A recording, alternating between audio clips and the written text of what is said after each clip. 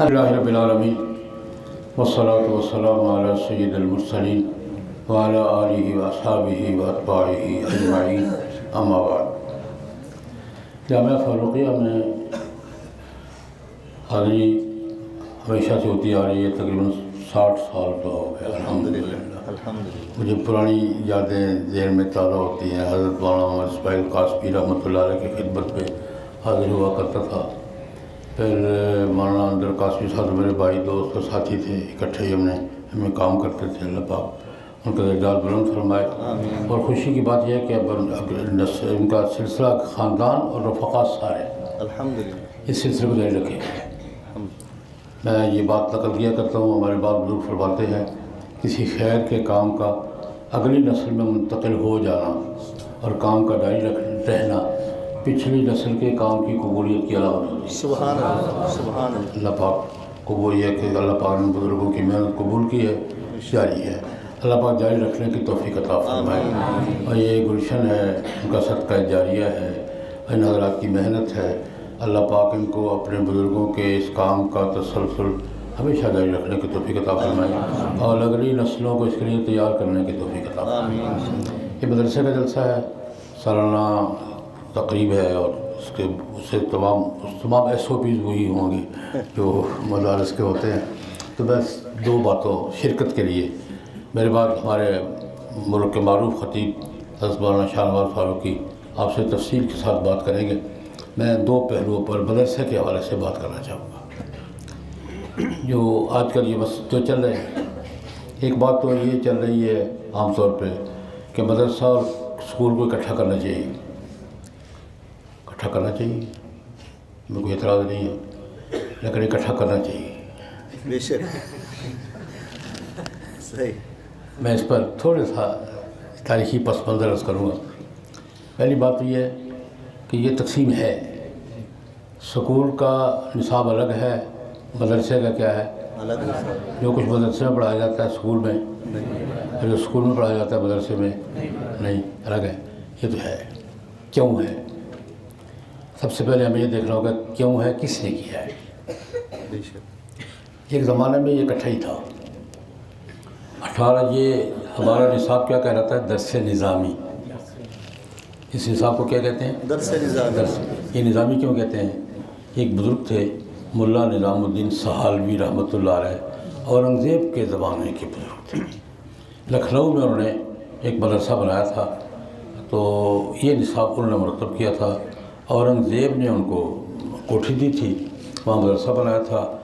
اس نصاب میں جو درس نظامی اورنگزیب کے زمانے سے لے کر 1857 تک سارے ملک میں پڑھایا جاتا تھا، پورے جنوبی ایشیا میں، اس میں دونوں علوم شامل تھے۔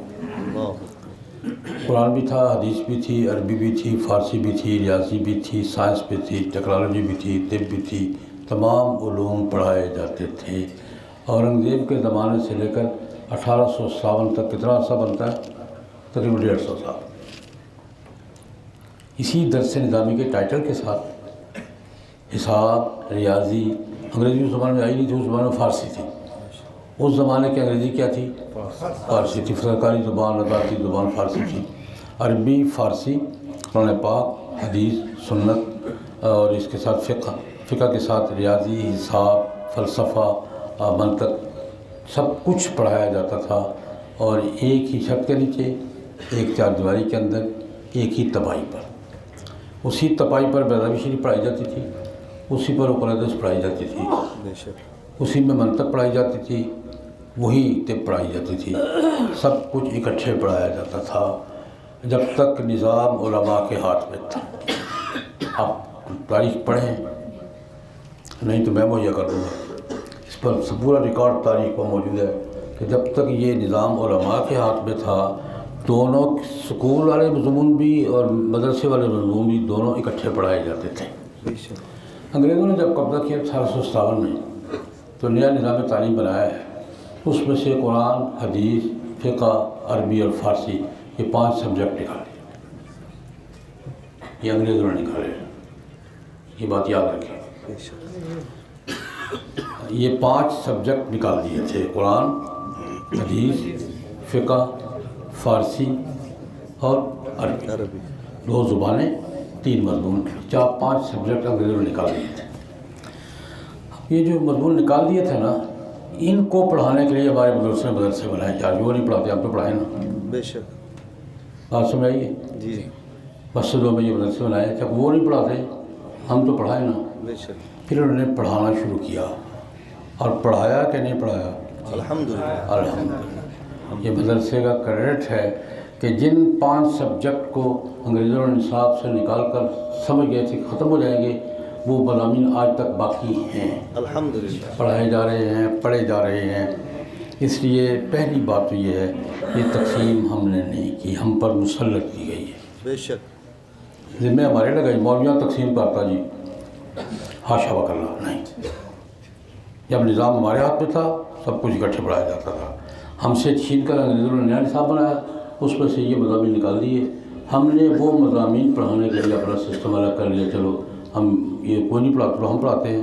تو یہ پہلی بات میں نے کیا کی ہے، تقسیم ہے ہم نے نہیں کی. کس نے کی ہے؟ انگریزوں نے. کی ہے. ذمہ کس کے لگائی جاتی ہے؟ ہمارے. اس پر ایک لطیفہ بھی سنایا کرتا ہوں. ایک کہاوت ہے کہ ایک جنگل کے کنارے کسی ذمہ دار کا ڈیرا تھا. ہوتے ہیں وہ شام کو دودھ دو کے وہ برتن میں ڈال کے رکھتے تھے، صبح لے جائیں گے.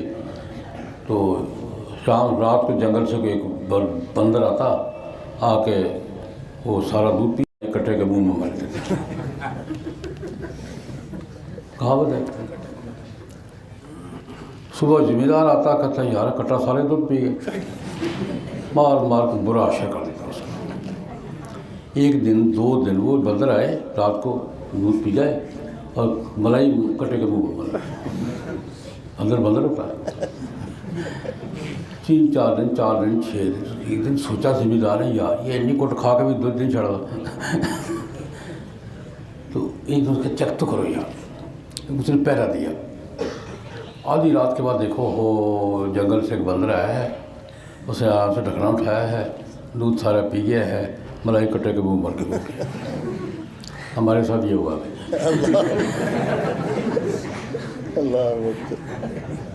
اللہ. بات سمجھ آئے کہ بے شک. ہمارے ساتھ یہ ہوا ہے. دودھ پی کے بندر جا چکا، کٹا ان تک کوٹ کھانا تھا. ماشاء. باندر پتہ نہیں کدوں چلا گیا. جس نے یہ کیا تھا وہ جا چکا. کٹے کی جا ابھی تک نہیں چھوٹ رہی، ابھی تک کٹ کھا رہا ہے. بھائی ہم نے نہیں کیا. جس نے کی تو اس سے پوچھو. اگلی یہ بات سمجھ آئی ہے. اگلی بات اب اکٹھا کرو. پاکستان بنا تھا کس کے نام پہ بنا تھا؟ کلمہ طیبہ کس نے پڑھا تھا؟ لا الہ الا اللہ. پاکستان کا مطلب کیا؟ اور پاکستان کا مطلب کیا؟ لا الہ الا اللہ کا نعرہ سیالکوٹ نے دیا. اللہ. سب سے پہلے یہ نعرہ کہاں لگا ہے؟ سیالکوٹ میں. قائد اعظم محمد ضیاء کو مرحوم کو بہت پسند آیا. اور یہ سیالکوٹ کا یہ نعرہ اقبال بھی سیالکوٹ کا ہی تھا. بے شک. تصور کس نے دیا تھا؟ اقبال نے. نعرہ کس نے لگایا تھا؟ اصغر صدائی نے. پنجاب پاکستان سیالکوٹ کی سڑکوں پر ہی لگا تھا. قائد اعظم کو پسند آ گیا. سارے ملک میں پاکستان کا مطلب کیا. اب آپ انصاف سے کہ یہ مسجد میں بیٹھے ہیں. جب انگریزوں کے چلے گئے، اسلام کے نام پہ ریاست بن گئی، تو پاکستان میں یہ 5 مضمون، چلو فارسی نکال دیں انگریزی آ گیا، ہمیں کوئی اعتراض نہیں ہے. بے شک. باقی 4 مضمون فارسی سرکاری زبان سے ہم نے مانی ہوئی تھی، اب سرکاری زبان انگریزی ہے، چلو ہمیں کوئی اعتراض نہیں. لیکن باقی قرآن، حدیث، فقہ اور یہ عربی یہ آنی نصاب میں دوبارہ آنی چاہیے تھی یا نہیں آنی چاہیے؟ آنی چاہیے. آ گئی ہے؟ نہیں. تو دوبارہ اکٹھا ہونا ہونے کا ذمہ دار کون ہے؟ مولوی؟ نہیں. شامل کس نے کرنا تھا؟ ریاستی نظام تعلیم کس کے کنٹرول میں تھا؟ حکومت. یہ 4 مضامین کو شامل کرنے چاہیے تھے یا نہیں کرنے چاہیے تھے؟ کرنے چاہیے. کیے ہیں؟ نہیں. آپ تیار ہیں؟ نہیں. 2. تیسری بات، اب بھی رکاوٹ کون ہے؟ اللہ. مدرسے تو میٹرک تک آ گئے ہیں. بے شک. مدارس میں میٹرک تک کی پابندی، بیسک ایجوکیشن پرائمری ہوتی ہے نا، آگے تو تخصصات ہوتے ہیں، انجینئر بننا ہے، وکیل بننا ہے. بیسک ایجوکیشن کیا ہوتی ہے؟ میٹرک. مدرسے میٹرک کو قبول کر چکے، پڑھاتے ہیں. بے شک. دوسری طرف میرا سوال ہے کہ اسکول اور کالج قرآن پاک ناظرہ پڑھا رہے ہیں؟ نہیں. میں ان سے کہا کہ یار خدا کا خوف کرو، ہم تو میٹرک اپنے ساتھ ایڈجسٹ کر چکے، تم ناظرہ قرآن پاک پڑھانے کی ذمہ داری قبول نہیں کر رہے ہیں. کٹھا کس چیز کو کر رہے ہو؟ اللہ اکبر. کیا چیز اکٹھی کر رہے ہو یار؟ ابھی تک محکمہ تعلیم نہ صوبے کا نہ مرکز کا قرآن پاک فقہ عربی قرآن حدیث تو اپنی جگہ پر، نفس قرآن پاک ناظرہ اس کی ذمہ داری نہ صوبائی محکمہ تعلیم قبول کرنے کو تیار ہے، نہ وفاقی وزارت اور ترجمہ کم سے کم اتنا تو کرتے نا. اس لیے اسلام آباد میں ایک مذاکرہ تھا، میں نے صاف پکڑ گیا، دیکھو میٹرک کے لیول پر بات بالکل ٹوک کروں گا، میٹرک ہم نے قبول کرنے، ہمارے یہاں داخلہ ہی میٹرک کے بغیر نہیں ہوتا مدرسے میں. بے شک. میٹرک کے لیول تک قرآن حدیث عربی تم اسکول کالج میں لے آؤ، اگلے سال اس کے بعد ہم سے بات کرنا کہ آگے کیا اکٹھا کرنا ہے. اللہ. یہ کیا اکٹھا کرنا ہوں؟ اس پر بھی ایک کہاوت سناؤں گا، میں آپ کو پتا میں تو لطیفے سنا کرتا ہوں. اکٹھا کرنا ہے، خود تم قرآن کی ذمہ داری قبول کرنے کو تیار نہیں ہو. پنجاب اسمبلی 4 دفعہ 3 دفعہ قرارداد پاس کر چکی ہے، 1 دفعہ بل منظور کر چکی ہے، میرے ریکارڈ میں ہے، میرے پاس میرے ویب سائٹ میں موجود ہوں گے. 3 دفعہ ریزولوشن کر چکی ہے، 1 دفعہ بل پاس کر چکی ہے کہ ہم قرآن پاک FA تک ترجمے کے ساتھ پڑھائیں گے. پڑھایا جا رہا ہے؟ نہیں. پڑھانے کو تیار ہے یہ؟ نہیں. برابری کس بات کی یار؟ کیوں لوگوں کو دھوکہ دے رہے ہو؟ وہ ایک کہاوت ہے کہ امریکہ کے ایک ریسٹورنٹ میں لکھا ہوا تھا، بورڈ لگا ہوا تھا کہ یہاں اونٹ اور خرگوش کا گوشت مکس پکایا جاتا ہے. بورڈ لگا ہوا، اونٹ کا اور خرگوش کا گوشت مکس پکایا جاتا ہے. لوگ آتے تھے شوق سے کھاتے تھے، چلو اونٹ بھی کھائیں گے خرگوش بھی کھائیں گے. ایک دن کسی نے خیال ہوا پتہ تو کروں یہ کرتے کیا ہیں. یہ کاؤنٹر پہ چلا گیا، مینیجر سے پوچھا کہ یہ آپ جو لکھا کرا ہے بالکل اونٹ اور خرگوش مکس پکاتے ہیں، کیا فارمولہ کیا ہے؟ کہتے ہیں برابر برابر برابر کا، ایک اونٹ اور ایک خرگوش.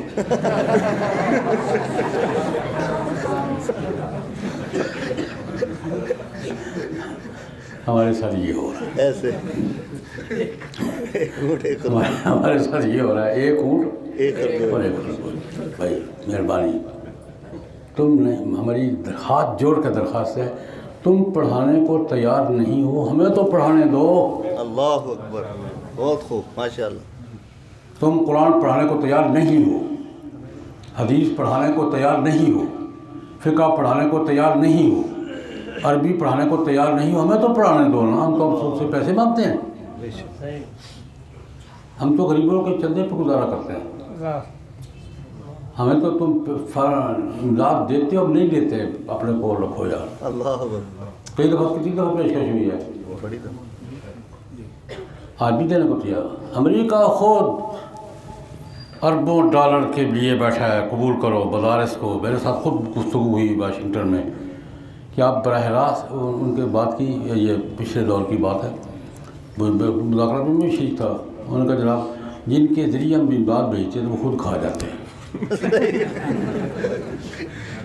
لطیفہ سنا دوں ایک اور. جنرل پرویز مشرف کے دور میں یورپی یونین نے خاصی رقم دی مدارس کی، لفظ اصلاح ہی کہتے ہیں، وہ اصلاح کر رہی ہیں.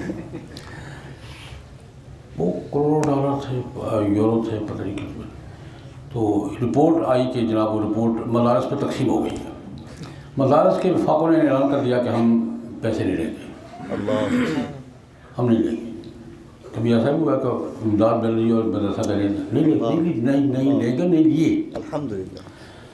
اچھا وہ رپورٹ آ گئی جی پیسے مدارس میں تقسیم ہو گئے. اب وہ میں نے 2-3 ارکان اسمبلی، قومی اسمبلی کے 2-3 ارکان میں نے کہا یار یہاں سوال، وہاں سوال کے ذریعے تو بات معلوم کی جا سکتی ہے کہ جن مدارس نے یورپی یونین کے پیسے لیے ہیں ان کی فہرست دے دیجیے. اللہ اکبر، زبردست زبردست. ہم نے سوال کروا دیا اسمبلی میں. 2 MLA سے میں نے سوال میں کیا سوال کرو کہ وہ جن یہ کہتے ہیں پیسے دے دیے، جن مدرسوں نے لیے ان کی فہرست دے دو. نہیں دے سکے. اللہ اکبر، سبحان اس پر یورپی یونین نے فیصلہ کیا کہ ہم براہ راست مدرسوں سے بات کریں اللہ. کہ درمیان میں کسی کو پیسے نہیں دیں گے. یورپی یونین کا وفد آیا، یہاں دورہ کیا، ماربل اسطلو میں آیا. 2 گھنٹے میرے ساتھ اسطلو میں مذاکرات ہوئے. اللہ اکبر. کہتے پیسے لیں گے؟ میں نے نہیں. کیوں؟ میں نے کہا بس ہماری مرضی، ہمارا مدرسہ ہماری مرضی. زبردست، ماشاء اللہ ماشاء اللہ. بہت نہیں لیتے بھائی، ہم آپ کو نہیں لیتے یار. ہمیں یہ روپیہ جو ایک آدمی زکوٰۃ کا پیسہ دیا ہمیں زیادہ اچھے لگتے ہیں. الحمدللہ. خود مدرسے رسولوں میں آ کر ہوتا ہے، من میں نہیں لیتے. اس وقت یہ گزارا نہیں تھا لیکن میں اب یہ ہمارا مدرسہ ہماری مرضی. یہ میں نے کہا یہ ہمارے ساتھ ہو رہا. اب یہ ہے کہ مدارس کے بارے میں یہ جو میں نے صورتحال بتائی ہے، 2 باتیں میں نے عرض کی ہیں. ایک تو یہ کہ تقسیم ہم نے نہیں کی، ہم پر مسلط کی گئی ہے. دوسری بات، تقسیم ختم کرنے میں رکاوٹ ہم نہیں ہیں. بے شک. ہم نے میٹرک تک جو ضروری تھا قبول کر لیا ہے. دوسری طرف قرآن پاک ترجمے کے ساتھ اور ناظرہ قبول کرنے کو تیار نہیں ہے. تو رکاوٹ کون ہے؟ حکومت. اب تیسری بات، اب ہمارے ساتھ یہ رجسٹریشن کرو. کہانی سنا دوں ذرا کیا اب تقاضا کیا ہے. نئے سر سے رجسٹریشن کروا، جو کرائی ہوئی ہے وہ کدھر گئی؟ ملک کے 80% مدرسے رجسٹرڈ ہیں. بے شک. آپ نے بھی کرائی ہوئی باقاعدہ جو قانون ہے ملک کا رجسٹریشن. 80% مدرسے رجسٹرڈ ہیں، سالانہ تجدید کرواتے ہیں. کہتے نہیں نئے سرے سے کرواؤ. اب نئے سرے سے جو نئے قوانین آئے ہیں، میں تھوڑا سا ہلکا سا خاکہ عرض کر دیتا ہوں آپ، جس پر ہماری اردو بات ہو رہی ہے. نہیں، پہلی رجسٹریشن کینسل، ختم. کیوں؟ وجہ نہیں، کوئی معلوم نہیں. رجسٹریشن کرواؤ. نہیں کرواؤ گے، ہمارا موقف یہ ہے کہ جو رجسٹریشن کے قوانین ملک میں پہلے سے چلے آ رہے ہیں، جن قوانین کے تحت مدارس مساجد پہلے سے رجسٹرڈ ہیں، ان قوانین کے تحت 10 دفعہ اور رجسٹریشن کرانے کو تیار ہیں. عالمی اداروں کی طرف سے بھیجے گئے فارموں پر دستخط کرانے کو تیار نہیں. بے شک بے شک. یہ امریکہ منہ آ رہا ہے. اب یہ وہ کام پکڑ نہیں دیں گے، ان کے ہاتھ میں کام نہیں پکڑائیں گے. انشاءاللہ. تسلی رکھیں انشاءاللہ. یورپی یونین کے ہاتھ میں اور امریکہ اور فیٹف کے ہاتھ میں اپنے کام نہیں پکڑائیں گے. انشاءاللہ. لگا لو جتنا زور لگا رہا ہے. جو جیسے قانون جس قانون کے تحت باقی ادارے رجسٹر ہوتے ہیں، ہم بھی رجسٹر ہیں، رجسٹر ہونے کو تیار ہیں. لیکن نئے فارمولے کے تحت جو فیٹف نے دیا ہے، جو IMF نے دیا ہے، جو یورپی یونین کہتی ہے، جو امریکہ کہتا ہے، ہم امریکہ کی اور یورپی یونین کی غلامی قبول کرنے کو تیار نہیں ہیں. ہم نے پہلے بھی غلامی کے خلاف جنگ لڑی ہے، ایک نئی جنگ لڑنے کو تیار ہے. انشاءاللہ. پر غلامی مسلط کرو. اچھا، اگر آپ دیکھیں اب ہمیں کیا ڈرایا جا رہا ہے، یہ باتیں دو ہوئی ہیں. آپ رجسٹریشن نہیں کروائیں گے تو 90 دن کے بعد 50,000 روپیہ یومیہ رجسٹریشن نہ کرانے والی مسجد کو، مدرسے کو یومیہ 50,000 روپیہ جرمانہ دینا ہوگا. 50,000 روپیہ یومیہ. اگلے 4 مہینے نہیں کروائیں گے تو وہ 50,000 روپیہ 4 مہینے کے بعد 1,00,000 روپیہ یومیہ ہو جائے گا. اور اس کے بعد پھر مرضی ہے ایڈمنسٹریٹر اوقاف کی اور ڈپٹی کمشنر کی کو جب چاہے اس قرضے کے ادائیگی کے لیے بلڈنگ کو بیچ کے پیسے پورے کریں. یہ بلڈنگوں پر قبضہ کرنے کا بہانہ ہے. 50,000 روپیہ یومیہ مسجد پہ جرمانہ لگے گا، 1,00,000 روپیہ ہو جائے گا. اور اس کی ادائیگی کے لیے ڈپٹی کمشنر کو، ڈسٹرکٹ ایڈمنسٹریٹر اوقاف کو باقاعدہ قانون میں یہ اختیار ہے کہ وہ بیچ کر پیسے پورے کر، مدرسہ ہو، مسجد ہو، اسپتال ہو، خانقاہ ہو، مزار ہو، وہ بیچ کر پیسے پورے کر سکتا ہے. یہ ہماری نیا فارمولہ ہی ہے، ہم نے انکار کر دیا. انکار کرنا چاہیے یا دے دینا چاہیے؟ انکار کرنا. اچھا رجسٹر کروا لیتے ہیں پھر کیا ہے؟ ایک بات کوئی کروا لو یار کی ہے. جو مدرسہ رجسٹرڈ ہو جائے گا یا مسجد یا مدرسہ یا مزار یا خانقاہ وہ براہ راست فیٹف کے کنٹرول میں چلا جائے گا. فیٹف IMF اس کی تمام معلومات منگوا سکتے ہیں اور اس کو اپنے ذوق مطلب ٹھیک کرنے کے لیے ہدایات دے سکتے ہیں اور آپ کی پاکستان کی اسٹیبلشمنٹ فیٹف کی ہدایات کی پابند ہوتی لکھا ہوا ہے. میں نے وہ ساری تفصیلات دونوں قانونوں کی جو وہ مرکز میں نافذ ہوا ہے جو پنجاب میں نافذ ہوا ہے پورے تجزیے کے ساتھ. میں نے تجزیہ نہیں کیا. ایک تجزیہ کیا سابق ڈپٹی اٹارنی جنرل چودھری خالد حبیب صاحب نے ان سے کروایا گیا خود لکھا کی. ایک سابق سیشن جج چودھری خالد محمود صاحب نے وہ دونوں میں نے مولانا حماد صاحب کو دے دیے ہیں. جس کا جی چاہے لے کے پڑھ. یہ مدرسے اور مسجد کو نئے سرے سے غلامی. اور ایک بات اور کہہ کے بات کیا ہے انہوں نے کہ ہمارے ساتھ کھیلتے ہیں ہم سے بڑا کھلاڑی کون ہے؟ اللہ اکبر اللہ لوگوں کے بچے ہمارے ساتھ کھیلتے ہیں. اس میدان میں ہم سے بڑا کھلاڑی کوئی نہیں ہے. الحمدللہ. انگریز بھی دیکھ چکا تم بھی دیکھ لو گے انشاءاللہ انشاءاللہ. اس سے تو پھر 100 سال گزار لیے تھے تم سے 10 سال بھی نہیں گزاریں گے انشاءاللہ انشاءاللہ. اب کیا ہے 1860 میں آپ کو پچھلی کہانی میں سنا دیتا ہوں. انگریز کب یہاں کا آئے تھے؟ 1857 کے بعد انگریزوں کی حکومت بنی تھی. تو انگریزوں نے نئے قوانین بنائے تھے. 1860 میں وقف ایکٹ نافذ ہوا تھا. وہ ٹائٹل اس کا 1860 کا قبضے کے 3 سال بعد کا 1860 کا اوقاف ایکٹ. اس ایکٹ میں جو ہمیں کچھ حقوق دیے تھے متولی کو منتظم کو انہوں نے اسی میں ترمیم کے نام سے وہ حقوق واپس لے لیے. جو حقوق انگریز نے دیے تھے مسجد کو مدرسے کو متولی کو وقف کو جو حقوق انگریز نے 1860 کے ایکٹ میں دیے تھے وہ تینوں وہ قانون وہ حقوق اس ترمیم کے ذریعے جو پنجاب اسمبلی نے کی ہے اور جو قومی اسمبلی نے کی ہے اس کے ذریعے وہ حقوق واپس لے لیے گئے. پڑھ لیا یہ سارے ہیلے کس لیے ہیں؟ میں ایک بات اور عرض کرنا چاہوں گا. انگریزوں نے 100 سال حکومت کی ہے ایسٹ انڈیا کمپنی نے. 90 سال حکومت کی ہے تاج برطانیہ نے. تمام تر غلامی نظام کے 3 باتوں میں تحفظ تھا. ہمارے پرانے وکلا جانتے ہیں سارے. خاندانی نظام میں وراثت کے قوانین میں وقف کے قوانین میں طے تھا کہ محمد اللہ چلے گا. محمد اللہ سے مراد اسلامی شریعت. الحمدللہ. اور عدالتیں ان تینوں معاملات میں انگریزوں کے دور میں بھی شریعت کے مطابق فیصلے کرتی رہی ہیں. وراثت کے معاملات وقف کے معاملات اور خاندانی معاملات. محمد اللہ کو تحفظ حاصل تھا. اب وہ تحفظ محمد اللہ کا ختم کر دیا گیا ہے اور اب ڈپٹی کمشنر کی مرضی ہے ڈسٹرکٹ ایڈمنسٹریٹر اوقاف کی مرضی ہے جو چاہے کرے. اور اس قانون کا آخری جز یہ ہے کہ ڈپٹی کمشنر اور ڈسٹرکٹ مینیجر ڈسٹرکٹ ایڈمنسٹریٹر اوقاف کے کسی حکم کو کسی عدالت میں چیلنج نہیں کیا جا سکتا. یہ سمجھ میں آئی ہے؟